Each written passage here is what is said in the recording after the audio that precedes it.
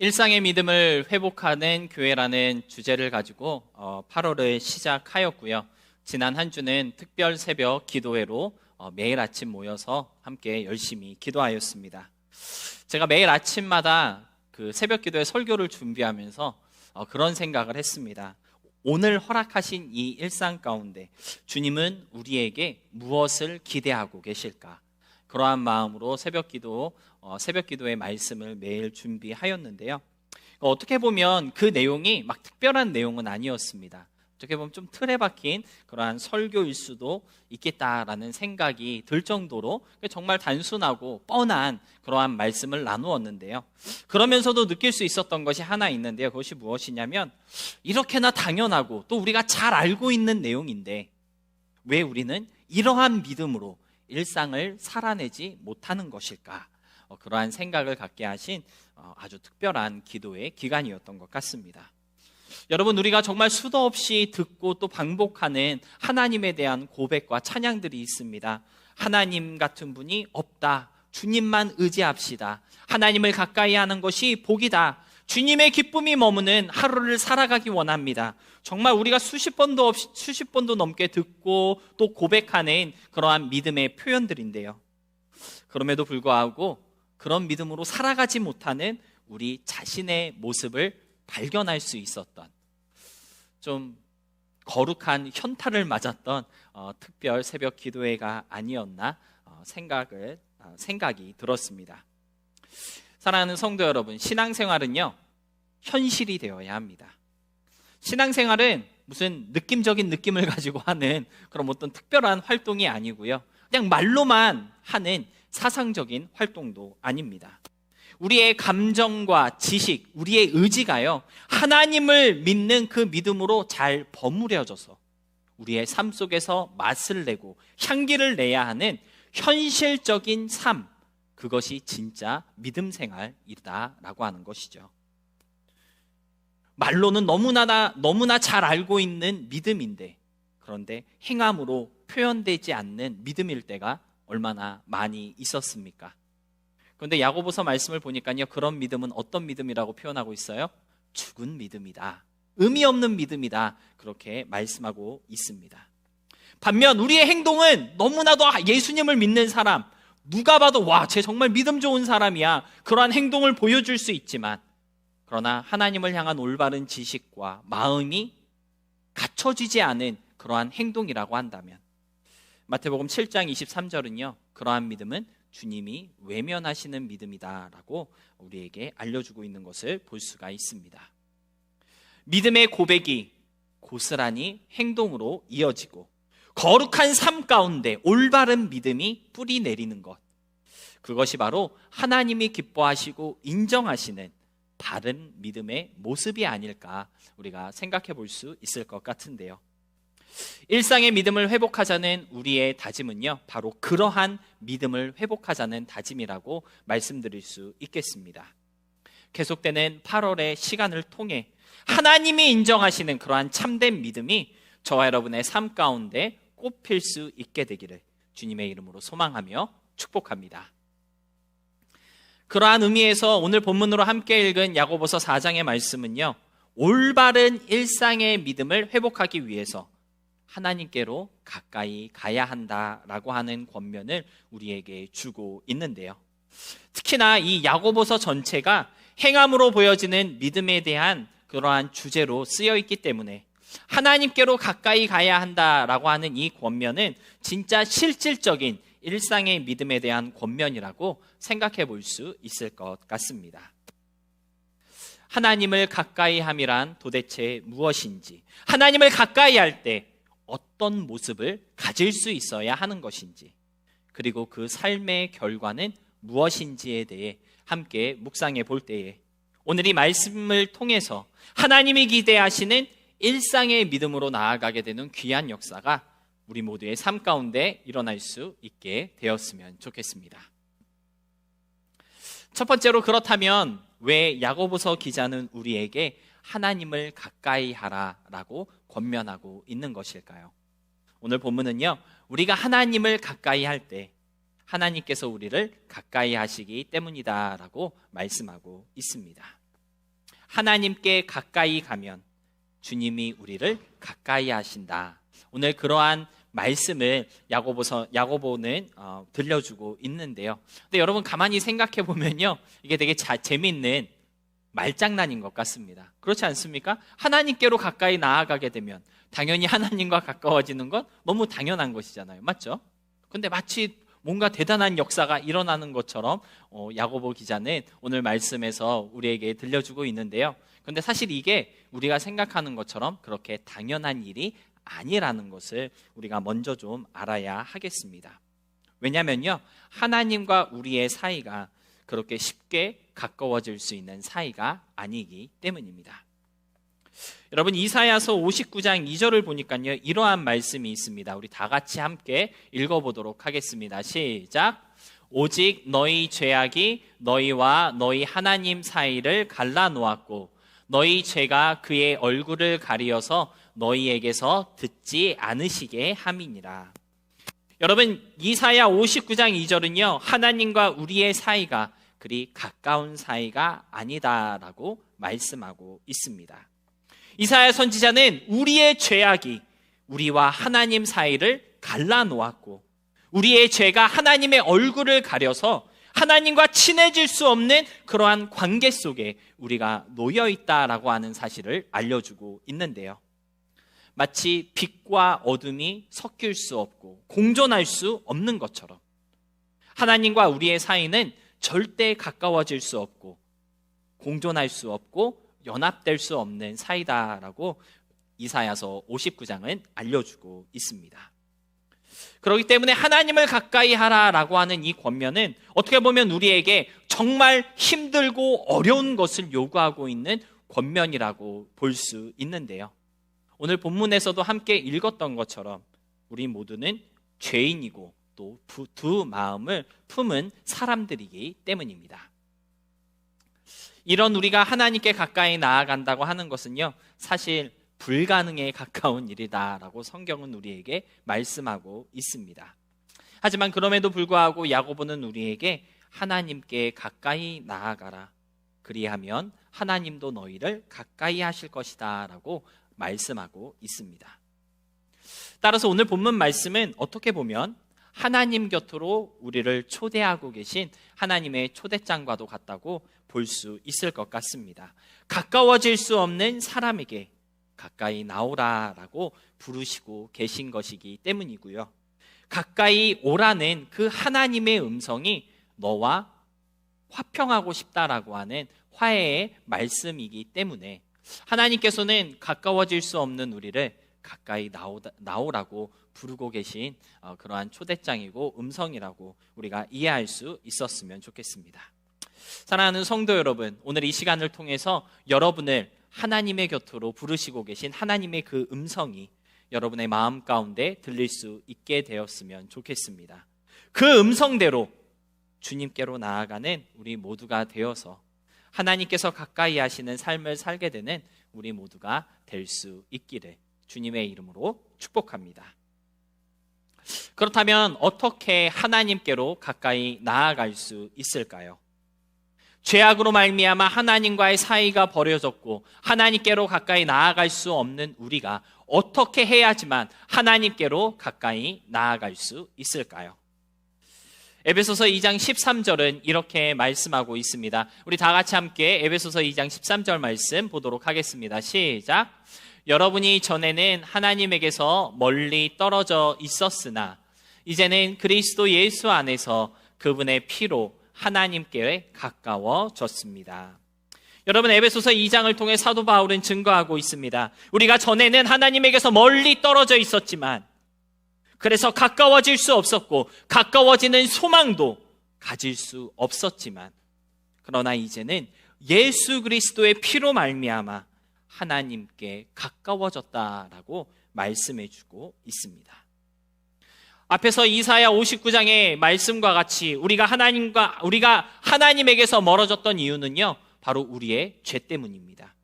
그런데 예수 그리스도의 피로 말미암아 그 죄가 용서되었고 죄의 권세를 이기게 되었다라고 에베소서 2장 13절은 우리에게 알려주고 있는 것입니다. 따라서 하나님께로 가까이 나아가기 위해서 우리는 예수님을 믿고 의지할 수 있어야 하겠습니다.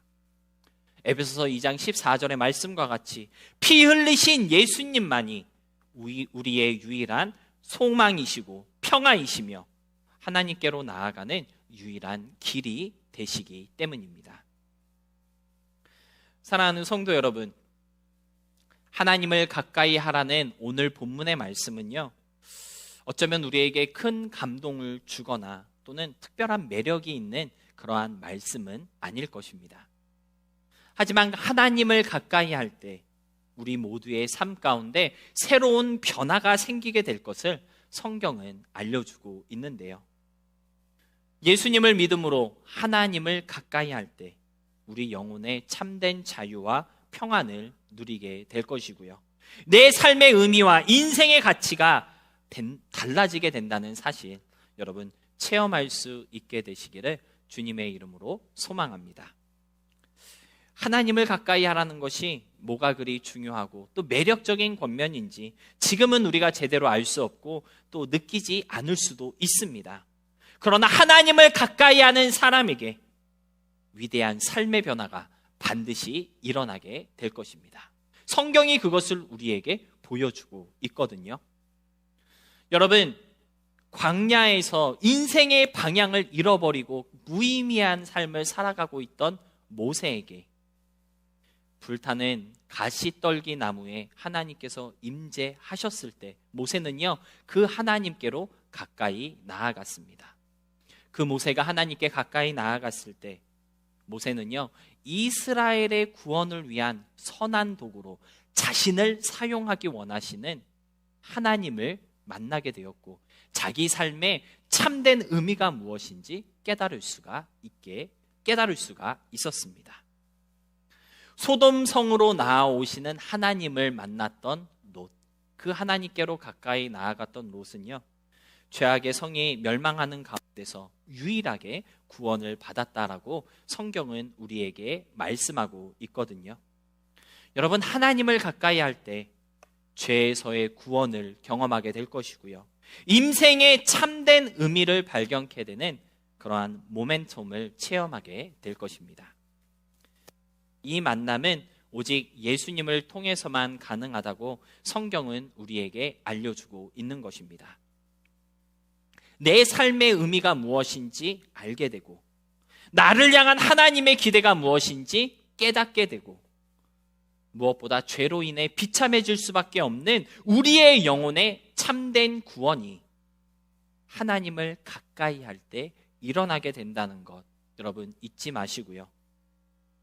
시편 73편 28절의 이 고백이 우리 모두의 고백이 될 수 있었으면 좋겠습니다. 우리 함께 고백하도록 하겠습니다. 시작. 하나님께 가까이 함이 내게 복이라. 내가 주 여호와를 나의 피난처로 삼아 주의 모든 행적을 전파하리이다. 하나님을 가까이 하는 것이 내게 복이다. 우리 앞선 찬양에서도 열심으로 함께 고백하였는데요. 정말 이 고백이 우리의 고백, 우리의 마음에서 우러나오는 참된 믿음의 고백이 될 수 있었으면 좋겠습니다.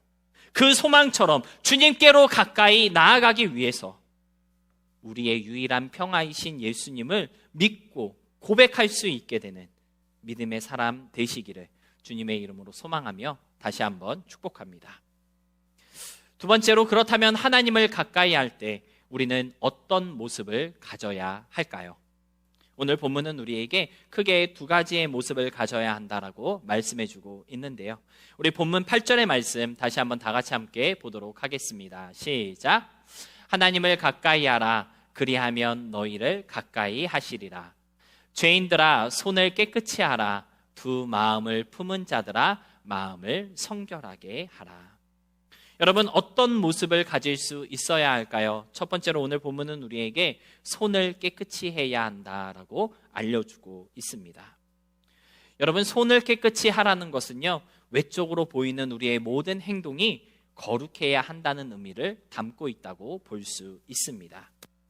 하나님을 가까이 하는 사람, 예수님을 믿고 예수로 살아가는 사람은요, 거룩함의 증거가 나타나는 사람일 수 있어야 한다는 것입니다. 우리의 말과 행동으로 보여지는 모든 것들이 깨끗할 수 있어야 하고요. 선할 수 있어야 하며 또 좋은 결과로 이어지는 그러한 행동일 수 있어야 한다는 것입니다. 특별히 야고보서 2장 18절의 말씀처럼 행함으로써 믿음을 보여줄 수 있기 때문에 거룩한 행실을 갖는다는 것은 정말 중요한 사항이라는 것, 여러분 잊지 않을 수 있어야 하겠습니다.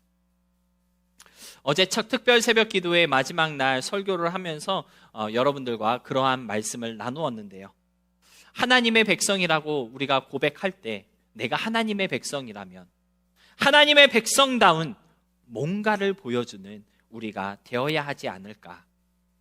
오늘 이 하루를 살아갈 때 우리는 무엇으로 하나님의 백성다운 특별함을 보여줄 수 있을까? 여러분의 삶 속에서 무엇으로 믿음의 특별함을 증거할 수 있는지, 그 특별함을 보여줄 수 있는 무언가를 가지고 있는 것인지 돌아볼 수 있어야 한다는 말씀 여러분들과 함께 나누었습니다. 여러분, 손을 깨끗이 하라, 올바른 행실과 선한 행동을 가지라는 오늘 본문의 권면은요, 바로 그런 특별함의 정신을 강조하고 있는 말씀이라고 생각해 볼 수 있습니다. 하나님을 가까이 하는 삶, 예수님을 믿고 따르는 믿음의 삶을 성경은 거룩한 삶이다라고 표현하고 있는데요. 여러분, 거룩이라고 하는 것은 구별된다는 뜻입니다. 밖으로 보이는 우리의 모습과 행동이 세상과는 뭔가 구별되고 차이나는 그러한 행동일 수 있었으면 좋겠고요. 그럼으로써 우리가 가지고 있는 이 믿음이 말로만 하는 믿음이 아니라 진짜 실질적으로 우리의 일상을 변화시키는 믿음이라는 사실을 보여줄 수 있는 살아있는 믿음의 증거자들이 될 수 있기를 주님의 이름으로 부탁드립니다. 두 번째로 오늘 본문은 우리에게 마음을 성결케 해야 한다고 알려주고 있습니다. 하나님을 가까이 하는 사람이라면, 예수님을 나의 구주로 믿고 고백하는 사람이라면 무엇보다 마음이 성결해야 한다라고 강조하고 계신 것인데요.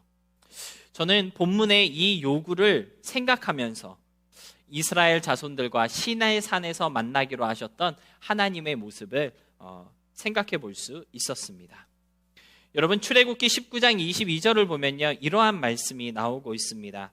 또 여호와에게 가까이 하는 제사장들에게 그 몸을 성결히 하게 하라. 나 여호와가 그들을 칠까 하노라. 여러분, 이 말씀은요, 시내산에서 이스라엘 민족들을 만나기로 하신 하나님께서 특별히 구별된 제사장들에게 자신에게 가까이 나아올 수 있도록 허락하셨을 때 제사장들을 향한 그러한 하나님, 제사장들에게 이렇게 준비하라 라고 하신 하나님의 요구를 기록한 말씀인데요. 하나님께서는요, 특별히 구별된 제사장들에게 나에게 가까이 나아올 수 있는 특권을 허락하여 주셨습니다. 그런데 한 가지 조건이 있었어요. 그것이 무엇입니까? 자기 자신을 성결케 해야 한다라는 것이었습니다.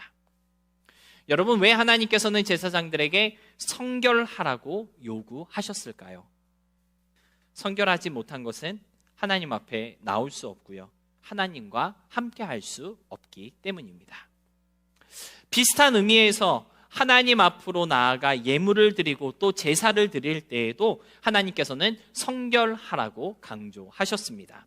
출애굽기 39장 30절로 31절을 보니까요, 이러한 말씀이 있습니다.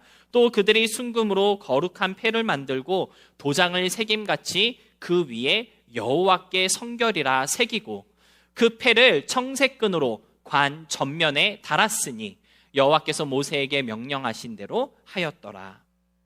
여러분, 여호와께 성결이라고 새긴 특별한 패를 만들어서 제사장이 쓰는 모자 앞에 다르라라고 하나님께서는 말씀하셨습니다. 여러분, 이것은요, 하나님께서 이스라엘 민족들에게 만들게 하신 거룩한 텐트의 모든 기구들 중에서 유일하게 뚜렷한 글자로 새겨넣게 하신 물건이었습니다. 광야에서 생활하던 이스라엘 민족들에게 그들의 하나님이 그들과 함께하고 있다는 것을 보여주었던 증거가 거룩한 텐트이었거든요. 흔히 우리가 성막이라고 부르는데요. 그 성막은요, 그 성막 안에는 정말 귀하고 소중한 물건들이 아주 많이 있었습니다. 하나님께 예물을 드리던 번제단도 있었고요. 무엇보다 하나님의 언약의 말씀이 담겨 있었던 언약궤도 그 텐트 안에 들어 있었습니다. 그렇게 중요하고 소중한 물건들이 많이 있었지만 그 어떤 물건에도 하나님께서 글자를 쓰라고 하지는 않으셨습니다. 오직 제사장이 쓰는 모자 앞에만 뚜렷한 글자로 새겨넣게 하셨던 것인데요. 어떠한 메시지를 새겨넣게 하셨습니까? 여호와께 성결이라고 써넣으라라고 말씀하셨습니다.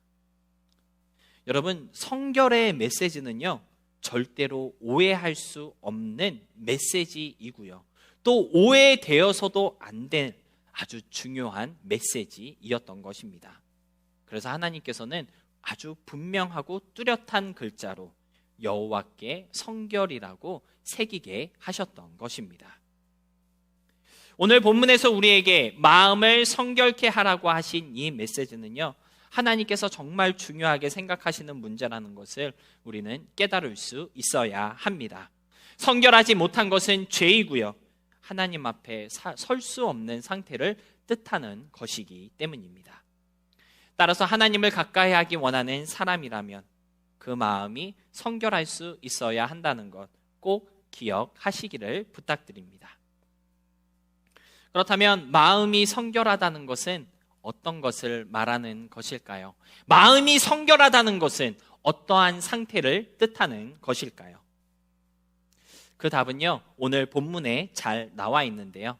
앞서 읽은 본문 8절의 말씀에 보면요, 누구에게 마음을 성결케 하라고 말씀하고 있습니까? 두 마음을 품은 자들에게 마음을 성결하게 하라라고 말씀하고 있습니다. 돌려 말하면 하나님이 싫어하시는 성결하지 못한 마음은 어떠한 마음입니까?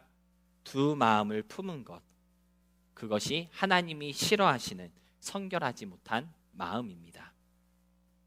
여러분, 우리가 하나님께로 가까이 나아가고자 할 때, 하나님 앞에서 일상을 살아가고자 할 때에는요, 절대 두 마음을 품어서는 안 된다고 본문은 우리에게 알려주고 있는 것입니다.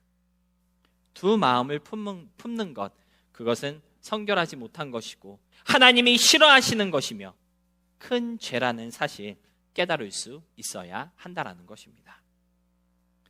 사랑하는 성도 여러분, 두 마음을 품는다는 것 무엇이겠습니까? 하나님도 하나 같고 또 하나님 아닌 다른 것, 이렇게 두 개의 것을 우리의 마음에 담아두는 것, 그것이 바로 두 마음을 품는 것입니다. 하나님 외의 다른 것을 하나님과 함께 우리의 마음에 담아두는 것을 하나님이 싫어하시는 이유는요, 그러한 마음은 하나님을 전적으로 믿지 못하고 신뢰하지 못하는 마음이기 때문이고요, 하나님 한 분만으로 만족하지 못하는 마음이기 때문에 하나님 앞에 성결하지 못하고 주님이 거부하시는 마음이라고 우리가 이해할 수 있을 것 같습니다. 두 마음을 어떻게 이해할 수 있을까? 묵상하는 가운데 짬짜면이 생각나더라고요. 여러분, 짬짜면이 왜 생겨났을까요? 짬뽕 하나, 짜장 하나 먹기에는 너무 아깝고 뭔가 아쉽고 만족스럽지 않기 때문에 두 개를 한 번에 담아 먹는 짬짜면이 생기게 된 것 아니겠습니까? 하나님 앞에 두 마음을 품는다는 것은요, 바로 이런 마음의 상태를 의미하는 것이라고 우리가 이해할 수 있겠습니다. 하나님만 갖기에는 뭔가, 세상을 놓기에는 뭔가 아쉽고 세상만 갖기에는 뭔가 불안하고 두 개 다 가짜, 짬짜면과 같은 마음, 그것이 바로 두 마음을 품은 그러한 마음의 상태다라고 하는 것이죠. 두 개를 함께 담아먹는 짬짜면처럼 하나님 앞에 두 마음을 품었다는 것은 바로 이러한 마음의 상태를 의미하는 것이기 때문에 하나님께서 기뻐하지 아니하시고 또 주님이 싫어하시는 마음이라고 성경은 우리에게 알려주고 있는 것입니다. 말로는 하나님을 믿습니다. 하나님만 원합니다. 찬양하고 기도하며 주님께 매달리지만 정작 그 마음에 하나님도 들어있고 다른 것도 들어있다면 그것은 성결한 것이 아니라는 것을 아셔야 한다는 것입니다.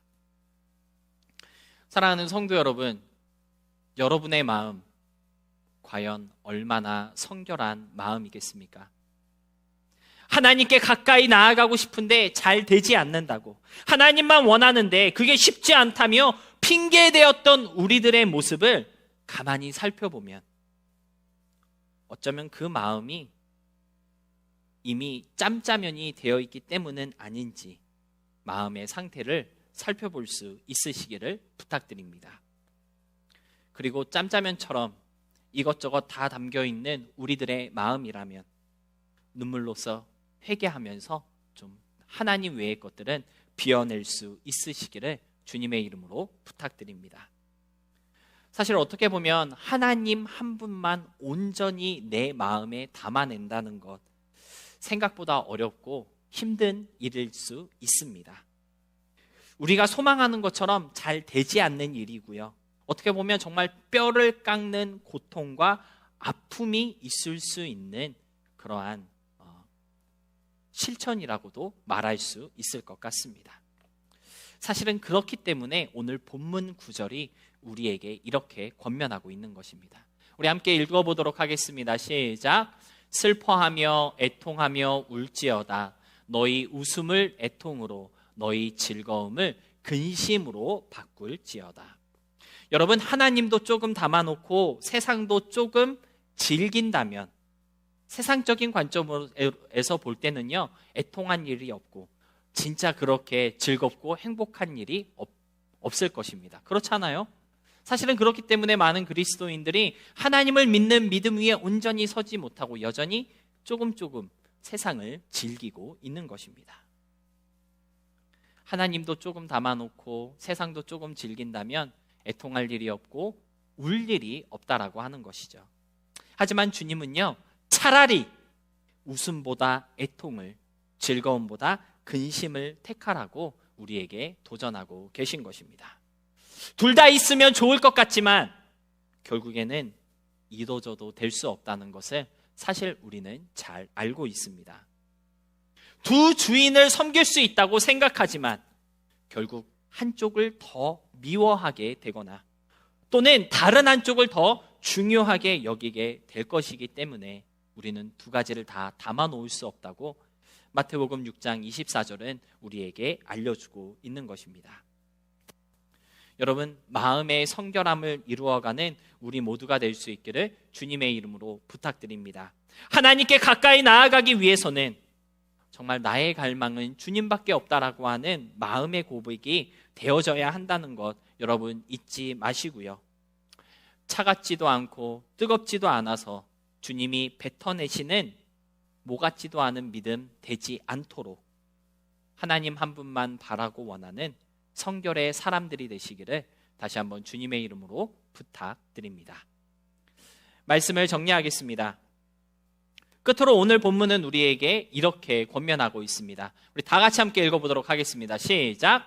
주 앞에서 낮추라. 그리하면 주께서 너희를 높이시리라. 여러분, 오늘 본문은요, 하나님께 가까이 하라라는 권면으로 시작해서 주 앞에서 낮아지라 라고 하는 권면으로 마무리되고 있습니다.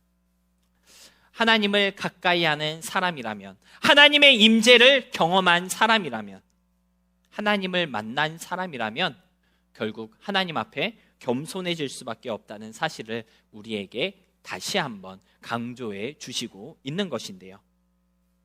여러분께 물어보겠습니다. 여러분은 하나님 앞에 겸손하십니까?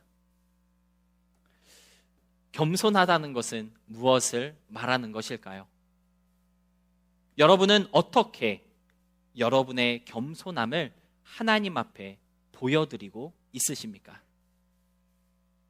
거룩함의 증거를 세상에 보여줄 수 있어야 하는 것처럼 하나님 앞에 겸손하게 살아가고 있다는 나의 삶의 증거를 주님 앞에 보여드릴 수 있는 우리가 될 수 있도록 겸손의 열매 하나라도 가질 수 있는 그러한 우리가 되어야 하지 않을까요? 말로만 주님 앞에 겸손하다고 할 것이 아니라 어떤 삶의 모습으로 그 겸손함을 주님께 보여드릴 수 있을 것인지 구체적인 겸손의 계획과 행함의 열매를 가질 수 있는 그런 우리가 될 수 있어야 하겠습니다. 여러분이 생각하시는 겸손은 과연 무엇입니까? 그 겸손의 정의대로 하나님께 고백하시며 살아가고 있으십니까? 그 겸손의 증거가 하나님 앞에 열매 맺을 수 있으시기를 주님의 이름으로 부탁드립니다. 여러분이 생각하시고 여러분이 정의 내리시는 하나님 앞에서의 그 겸손이 일상을 살아가는 우리의 믿음이 되어서 하나님을 가까이 하고 있음이 더욱 깊이 체험되어질 수 있는 그런 우리 모두의 삶과 그리고 시작하는 이 한 주가 될 수 있기를 주님의 이름으로 소망하며 축복합니다.